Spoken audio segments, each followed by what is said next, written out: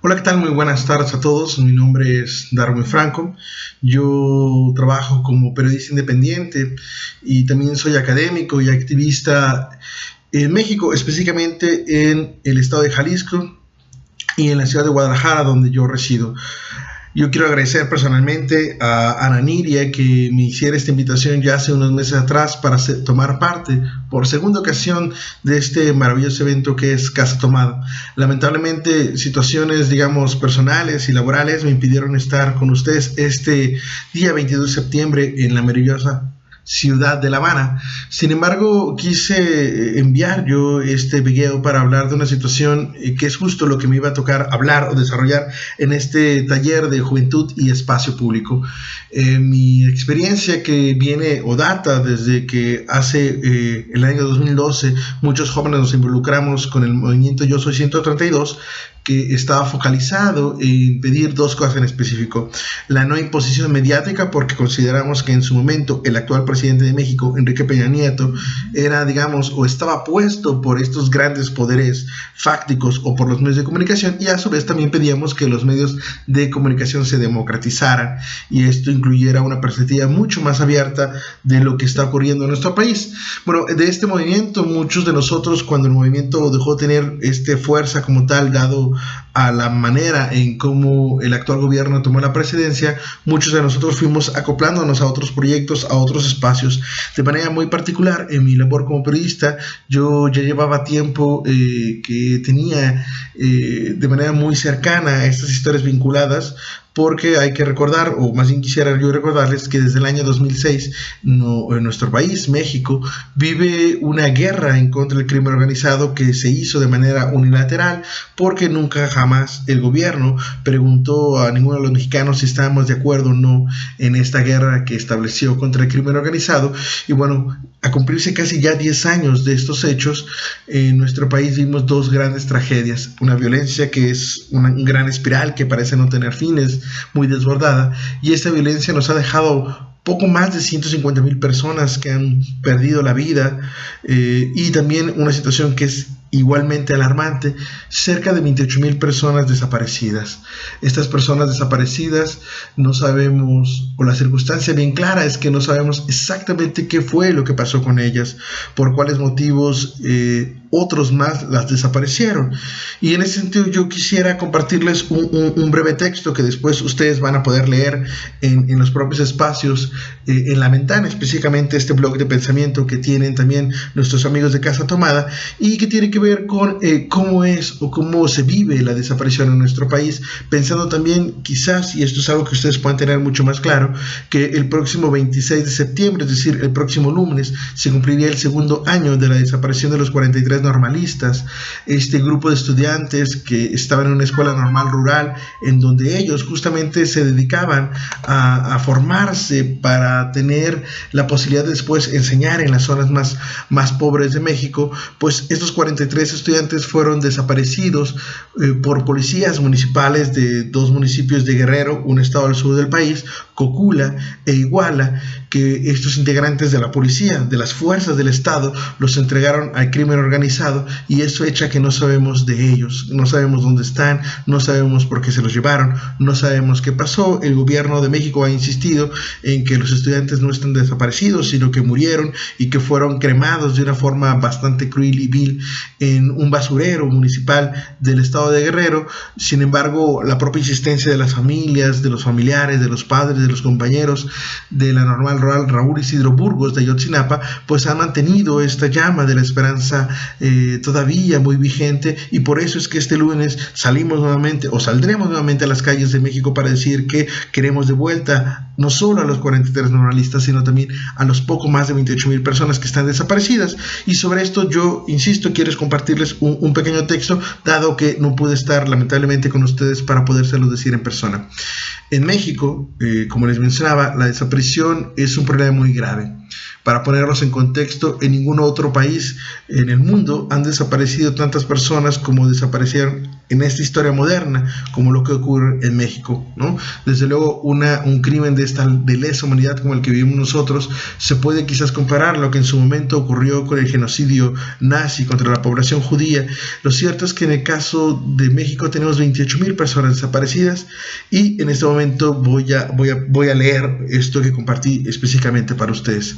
En México, la desaparición de personas no solo es física, sino también es jurídica, administrativa, social y simbólica. Nos desaparecen arrebatándonos el preciado derecho de ser y estar, pero a la par el Estado, al no ejercer las acciones que está obligado a realizar para buscarnos, nos desaparecen un puñado de expedientes que solo evidencian la falta de voluntad política y humana para buscarnos. Nos desaparecen cuando reducen nuestra existencia, porque se sigue haciendo a pesar de la desaparición, a meras cifras estadísticas que, controladas administrativamente, buscan decir que nosotros, los desaparecidos, ni somos tantos como aseguran las familias que nos buscan, ni desaparecemos de la nada, porque sin prueba se afirma que los desaparecidos seguro en algo andábamos, seguro andábamos haciendo cosas malas, y eso quizás fue lo que llevó a nuestra desaparición. Es decir, el desaparecido es criminalizado,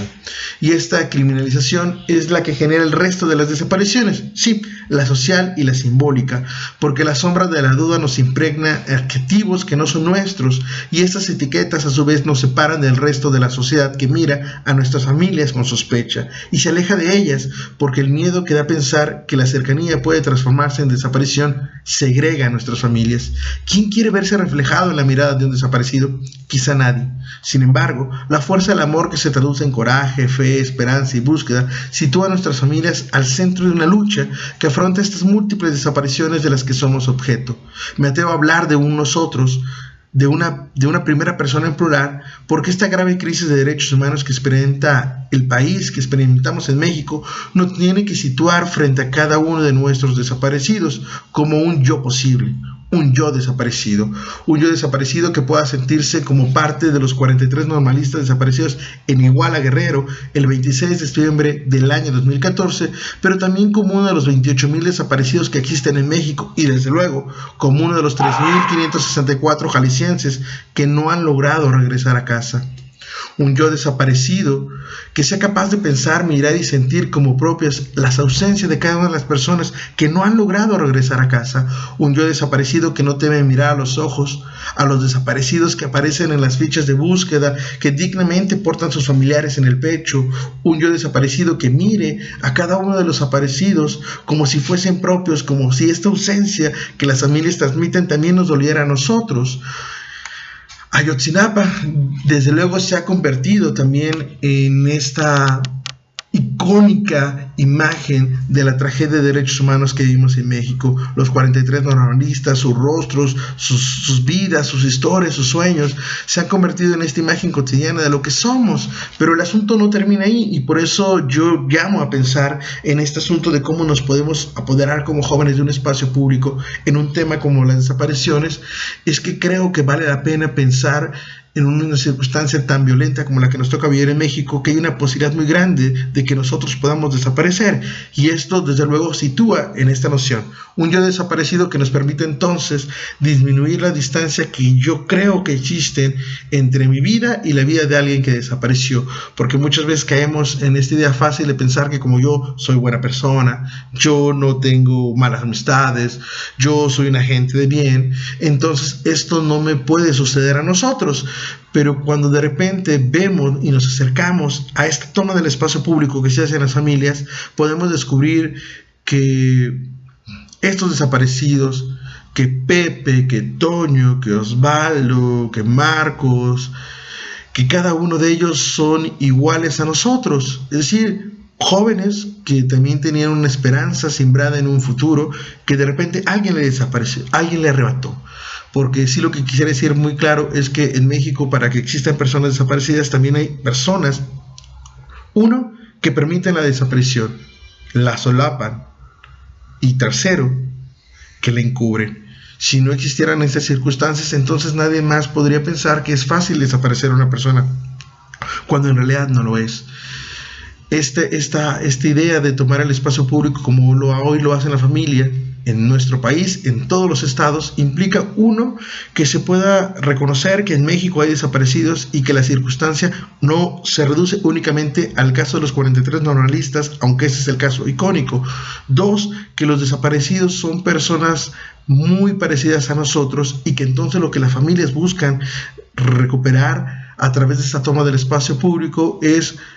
recuperar la historia y la dignidad que la autoridad le ha robado a sus seres queridos. Y cuando digo recuperar la historia es que se pueda saber que ellos, los desaparecidos, y nosotros compartíamos un mismo horizonte de vida, un mismo horizonte de esperanza, que desde luego se fue truncado por la manera en cómo en este país se ha implementado una afamada guerra contra el narcotráfico, pero también hablo de recuperar la dignidad, porque las autoridades sistemáticamente se han dedicado a decir que cada uno de estos desaparecidos en realidad estaban vinculados a cuestiones del crimen organizado, aunque esto no es cierto. Y aún así, si lo fuera, el Estado tendría que estar obligado a buscar a estas personas, porque se supone que hay un Estado de Derecho que tendría que garantizar que uno tendría que